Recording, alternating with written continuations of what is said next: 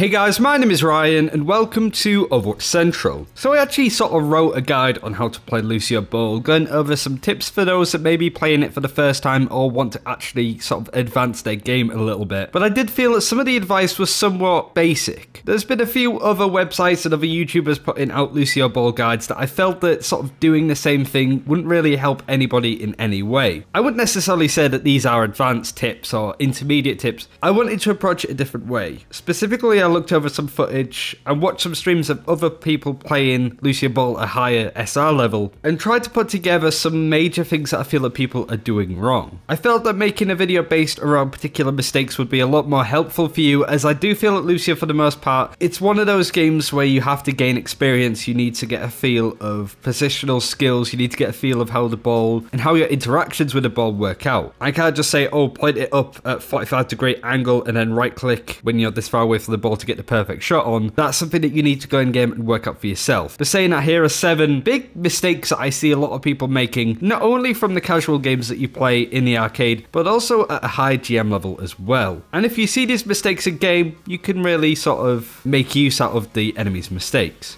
But if you think of any other mistakes and tips, put them in the comments below. Maybe we'll sort of say the same thing. That'd be pretty cool. So do let us know what you think in the comments below. But the first one is not clearing the ball outwards. When you're sort of on the back foot and the enemy are taking shots at you, the worst thing that you could do is just firing the ball straight back at them. It's always good when you're in goal and you can sort of save a shot and also score in the enemy's goal by just sort of whacking it straight back at them, but you really do run the risk of the same thing happening to you. Ideally, you want to be clearing out either onto the corners to scoop the ball around, or you want to be clearing it out to just the side panels, basically, making sure that it bounces awkwardly for the enemy, that they can't just keep taking these shots at you. This kind of relays onto another point that I do want to make on later in the video that sort of revolves around team play. But the main thing is to just stop whacking the ball straight ahead. If you're going to whack it straight at the opponents, they will take that opportunity to take a shot, and with the momentum of the ball constantly going back and forth, there's quite a strong chance that the ball may just fly straight into the back of your net, and there's very little you can do about it with the speed that it's going at. Speaking of the walls, that goes on to our next sort of mistake, I suppose, which is not using them to move around and also using the jump boxes as well. Lucio obviously gets a bit of a speed boost when he wall rides anyway, but it's emphasized a lot more in this game mode too. I actually think you do get a bit of a speed boost as well once you use the jump pads, but obviously you awkwardly end up in the air. But it's sort of bouncing between the bounce pads and the wall and just making sure that you can travel across the map when it comes to tracking back to defend your team, but also pushing up the field as well. I see a lot of people just using the speed boost to move around across the pitch, when ultimately it's a lot faster to bounce across jump pads,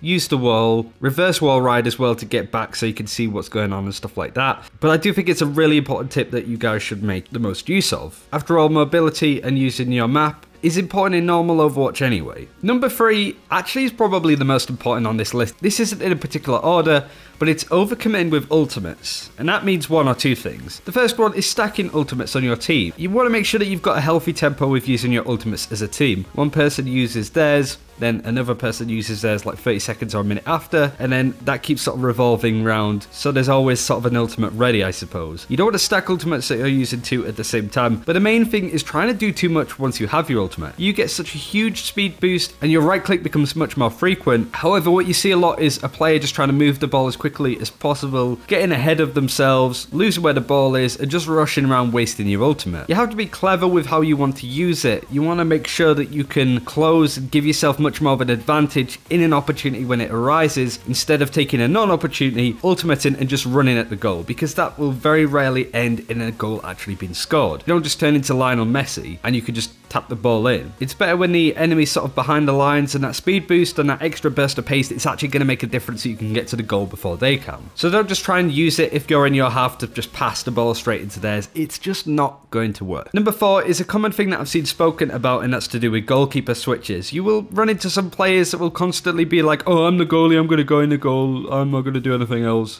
And I even had a game where I was being placed in goal, and this goalkeeper, in inverted commas, player would just turn around and look at me and just dart for me instead of darting for the ball once kickoff had happened. And there are so many problems with that you would believe, simply because you need to challenge the ball, you need to take a shot. Even if you are this goalkeeper sort of person, you want to make sure that you're still trying to challenge the ball if you're in a defensive spot at the start of the game. Otherwise, you're giving the enemy team a huge advantage whilst you're trying to adjust your team so they can go and goal. It's fine being a goalkeeper kind of player, but just make sure that you challenge the ball for 10-20 seconds, make sure that the ball's in the air and stuff, and then maybe switch around with the person that's in the goal currently. That's the main advice I could give you for that. It's fine being a goalkeeper, it's fine having that role in a team, I suppose, but just don't do it straight from kickoff. Otherwise, you only have one player challenging for the ball compared to their two. The next one is parking the bus. What I mean by this is just sitting back, all three of your players, not attacking the ball, and just sitting trying to block the ball from going into the goal. This kind of goes over into the first point as well, where you're constantly knocking the ball out just for the enemy to take pot shots. Ideally, you want one player in the goal, one player sort of in the midfield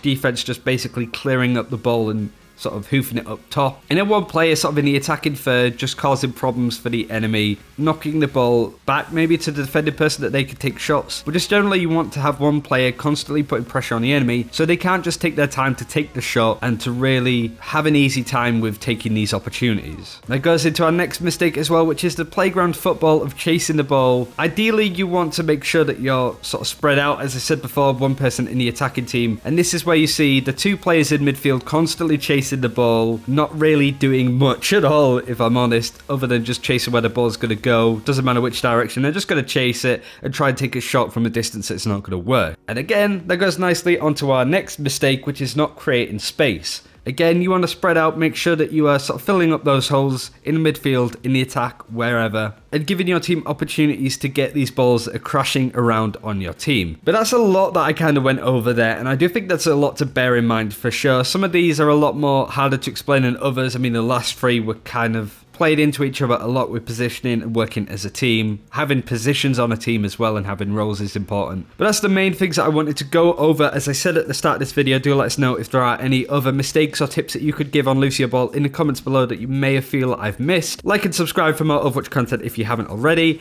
And until next time, take care. We'll see you then.